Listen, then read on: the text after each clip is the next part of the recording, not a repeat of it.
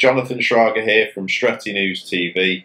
I'm joined today by Mark Ogden of the Daily Telegraph and Ian Ladyman of the Daily Mail. They're very kindly offered to spend a bit of time today discussing all things Manchester United from the season thus far. Thanks for joining today, fellas. No problem. Lovely, thank you.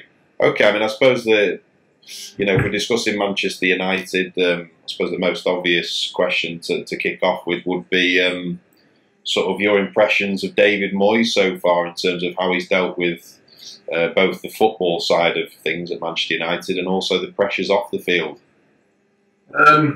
Well, I don't think there's any way we can pretend that it's been a walk in the park for him. I think nobody in the country would have expected United to be 6th or 7th in the Premier League at the end of February. I think many people would have accepted that maybe United might have a season of transition which would even hand over the league title to somebody else, but nobody would have suggested they would be outside the top 4. Nobody would have suggested they would be behind Liverpool. I don't think anyone would have really thought they would have been behind Arsenal.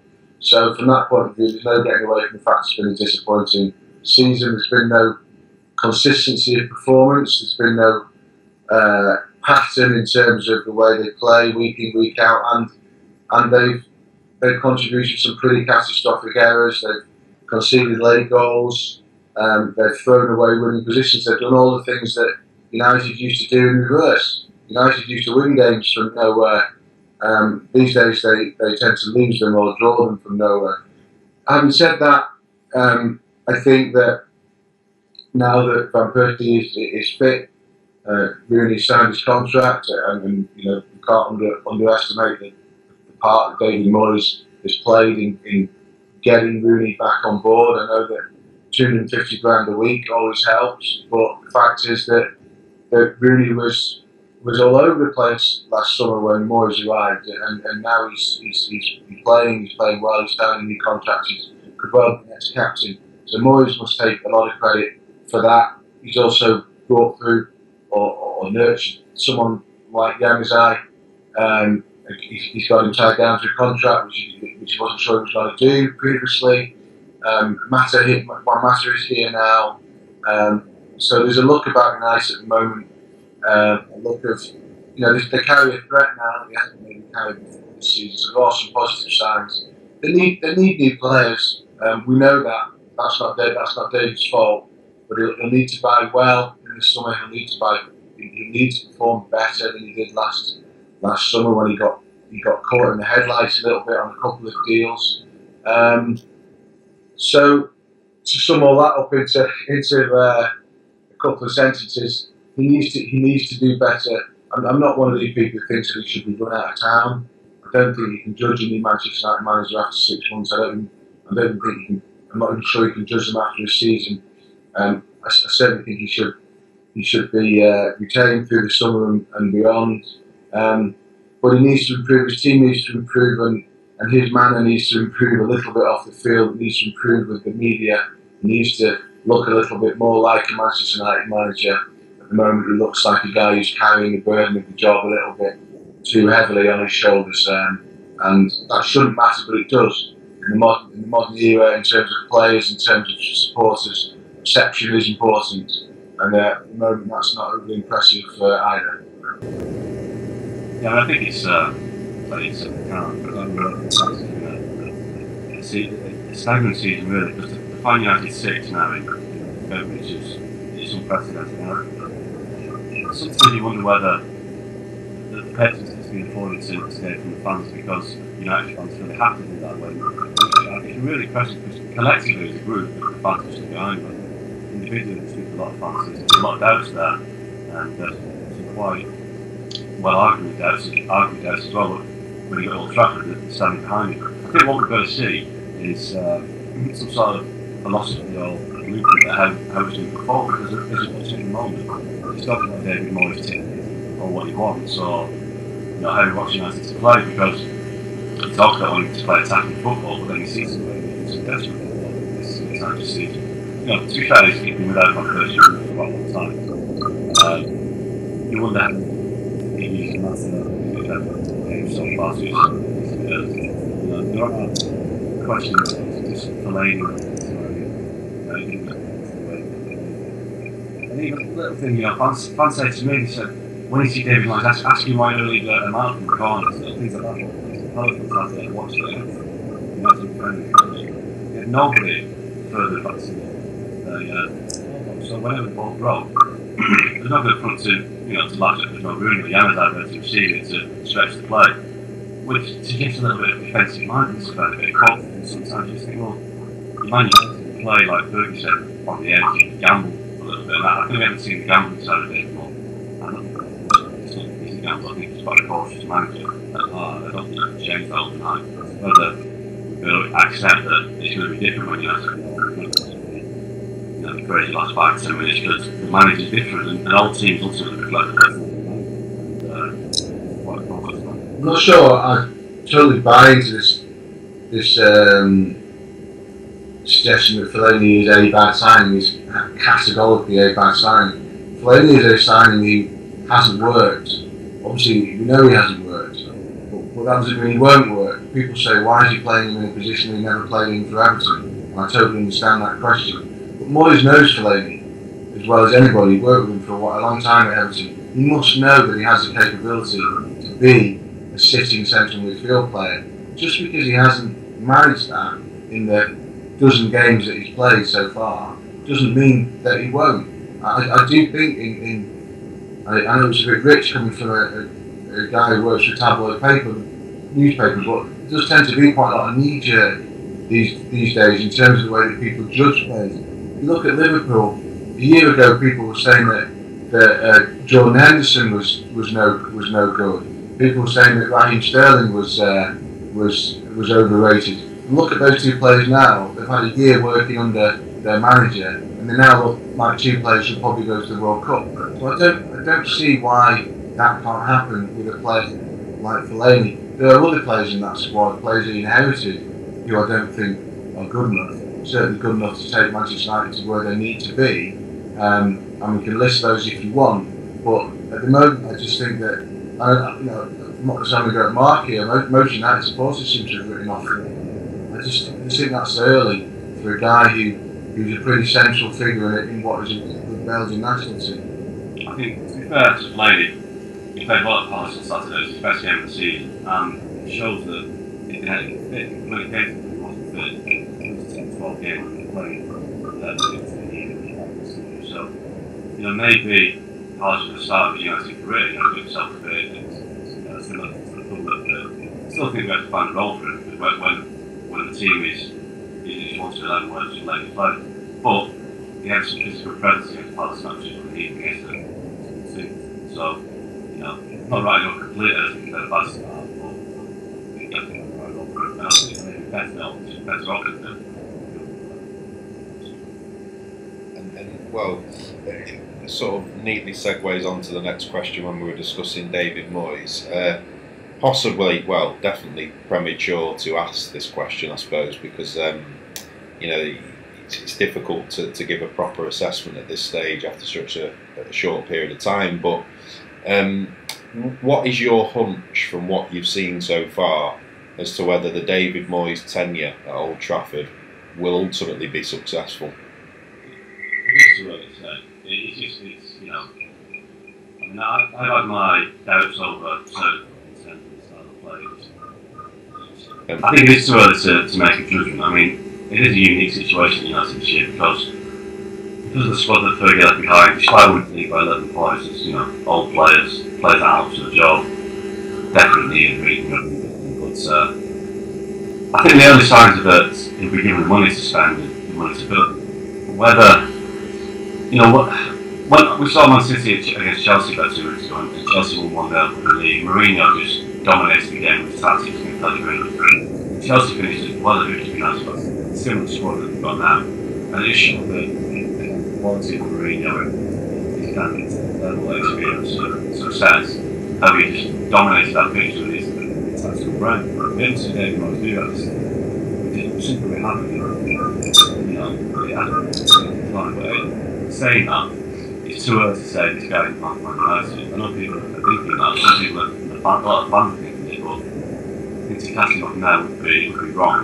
But I think if maybe at Christmas time, if United are 6th or 7th for the Premier League and struggling again, I think then that would be kind of relaxed. But it's too early to say. Yeah, I think it's such a difficult question, Jonathan. It really is. I think this summer will be crucial.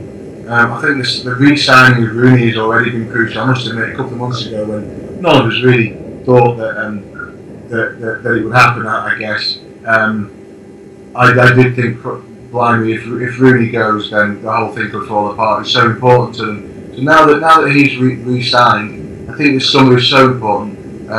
Ed Woodward told United's investors on the day of the financial figures a couple of weeks ago that money would be spent this summer. Now, if he's telling investors that, then you can therefore take it as granted that it's going to happen. It's not like it's not a soundbite to a bunch of journalists. It's a serious statement. So if they're going to spend money, then they'll have to spend it really, really well, because it's not as if they are the type of club who've got so much money they can afford to spend 30 million on the player and get it wrong.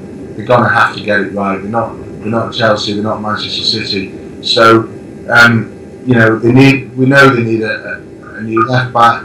They need a new central defender. They might even need 2 new central defenders. I still think United have been lacking a world-class holding midfield player for the best part of half a decade or longer. They probably need to address that as well. There's a lot of money wrapped up in those players, and if Moyes and Woodward, because Woodward's a big part of this as well. Moyes and Woodward get that bit right, then we could see United at least holding their own next season. If they get it wrong, then I'm afraid your club will be in a bit of trouble. The big problem this summer is that it's a couple year and signing players when years old, because you can make bad judgments on players who do well at World Cup. I mean, look at the Borski, for instance, in your 96, that was a snap decision on what the guy did in the tournament. It didn't really work out. But also, you have the time to get him before the World Cup, probably not. You get him after the World Cup, well, that means that you have to be back for even met before August. So the season starts, and you got a team of strangers. So it's a difficult summer this year because of the World Cup. Just when United need to start making some big strides in the market, they've got the worst possible time to do it when Albert's players in the world for 4 weeks. So, and also you've got a manager who traditionally takes his time to decide the players, so if he's decided by then, maybe they'll all come by the end of May. Yeah, I was going to make a similar point that Moyes has got a, rightly or wrongly, a bit of a reputation for being slightly overcautious in the market. People at Everton always said that Moyes was at his best when he was spending relatively modest amounts of money on relatively unproven players. And we could list half a dozen of those who went on to do very well at Everton. People like Jagielka, for example. People like Distan, who got new legs in their career under Moyes. However, people at Everton also tell you that when he spent big money, he didn't always spend it particularly well. And what worries me a little bit, from the evidence of last season, was the Alcantara situation with Barcelona, which was a deal that was pretty much there for him to do. Despite what people may tell you, it was there for him to do, and all he had to do was nod his head. And he essentially changed his mind, or he decided that he didn't want to do it. Now that's his prerogative. That's his prerogative. But why get so far down the line with a transfer and then change your mind? That can't happen at this level, because if you do dally, someone else will nip in and take the player. And if you don't, and you take a player that you're not sure about, but you take him anyway, you'll end up taking the wrong player. You've got to know what you do. You've got to have the courage of your convictions. Fergie made lots of poor signings, dotted in and around all the great signings he made. He made his share of bad ones as well, just like Arsene Wenger's made his share of bad signings. But the thing with Fergie was, when he wanted to play, he had the courage of his convictions, and he just went and got David Gill to sign him. And David Moyes is going to have to do the same this summer with Ed Woodward. Okay, sort of moving on now to more from a media perspective, really, from your guys' perspectives. Obviously, it's been a huge transition at Old Trafford this year with the manager. Has that impacted your kind of jobs as members of the media in any way? Yeah, that's because we're getting more access now. But David, he's giving us more time. More people get separate, exclusive access from dailies, which is good. speeches after games, which Fergie never did. The club itself feels a bit more relaxed. I think players seem to be a bit more accessible after games in certain aspects. But Sir Alex was gold dust. There'd never be a problem getting a story out of Sir Alex, even when he was a bad news dog or something. And it sounds with David when he was saying before, he seems to lack that ability to be the statesman-like, I suppose, that a Man United manager is. I guess what you're also going to ask is whether it's as intimidating to sit in the room with David Moyes or Fergie was to go on.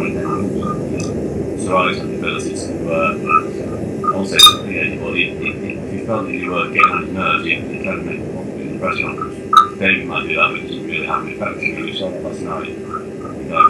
It made him look foolish rather than asking the question, and that's the difference. Fergie would make you look foolish rather than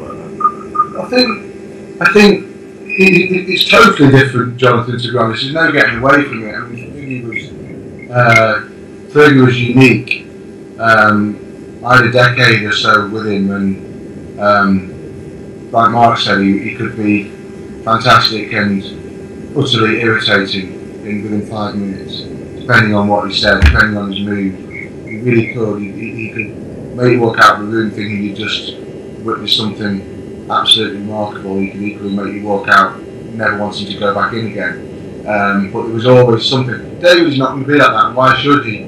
Last thing we want is somebody trying to impersonate his predecessor. David's got to do things his own way.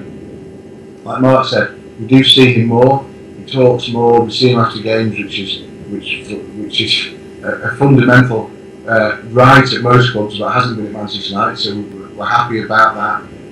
There's a definite spirit of cooperation from Ed Woodward. Some Man United fans might think that Ed talks too much. When you're a journalist, there's no such thing as someone talking too much. So Ed has shown willing. He came down the plane to have a chat with us, not about anything particularly significant. Yesterday, on the way out here to Greece, he came down for a chat on the plane, which is nice. It's a gesture to show that he knows that, at least acknowledges that we exist, which David Gill never really did. David does need to settle into it a little bit. I think he needs to get a little bit more confident. I think he needs to realise that people aren't out to get him because they are. The only thing that'll sink him at Manchester United results. The media won't sink him, and the media won't try to either. I think he needs to understand that a little bit. Because when he does talk, and when he is relaxed, he's very, very good. He can be one of the more interesting Premier League managers. It was when he was at Everton. So when he's himself, he's absolutely fine. And he can be quite bullish. He can be quite brave with a few things he says. He's quite happy to say that he needs new players. He's quite happy to say that the players that he's got need to raise their levels. Some managers don't do that. Some managers are terrified of their own dressing rooms. David Moyes isn't one of those. I just think he needs to find a way of maybe carrying the pressure a little bit easier, and then we might see a little bit more of what people tell us is the real David Moyes. And what have you? It's sort of been suggested by some this year that the sort of media have taken it easy on Moyes in a respect due to the fact that he's British, as opposed to say someone like Andre Villas-Boas, who was sort of persistently chastised until he was outed at Tottenham. What would you say to the people that have suggested that? Well, I disagree with that. I think we've been pretty fair today. People, I think most of us, but certainly recently, have just said it is. The results aren't good enough. Man United line 7th, but both cup committees isn't good enough. And both himself and Ian have made the point about his demeanour at times and how it doesn't reflect very well. And I compared to Graham Taylor, and that, whether you like it or not, it wasn't a dig. It was basically his touchline demeanour during the Sunday game. It looked like it was just fighting against the world. It wasn't me saying that he's a turnip or something like that. It wasn't one of those, but it was just reflecting his characteristics at the time, and you had to do that. I don't think it's something at all. I think to be fair. There's a couple of things, Jonathan, here, just to pick up on what you said, the Villas-Boas thing being the first thing. Look, the media don't get rid of managers. Alright, they might contribute when it comes to the England manager. That might be the only one where the pressure from the media can get so great that maybe the FA are influenced. Tottenham didn't sack VS Boas because of the media. Tottenham sacked VS Boas for their own reason because they didn't think he was doing a good job. Certain members of the media latched on to the fact that people at Tottenham had doubts about VS Boas and reported that. So I would argue strongly with you that nobody went after VS Boas. They just picked up on what was being said behind the scenes at Tottenham. As regards Moyes, Mark's right. The two of us have both been critical of his demeanour. Again, very interesting that Ogden talks about the Sunderland game, which he really looked like a guy who was drowning during that penalty shootout, during that extra time period. He really did. I wrote recently after a particularly snarky press conference that he gave that he looked like he was a bloke who was checking under his bed before he went to sleep at night. He won't like that. He won't like reading those things if indeed he does read them. But there's a difference between criticising him for individual things that he's done and suggesting that he should be run out of town.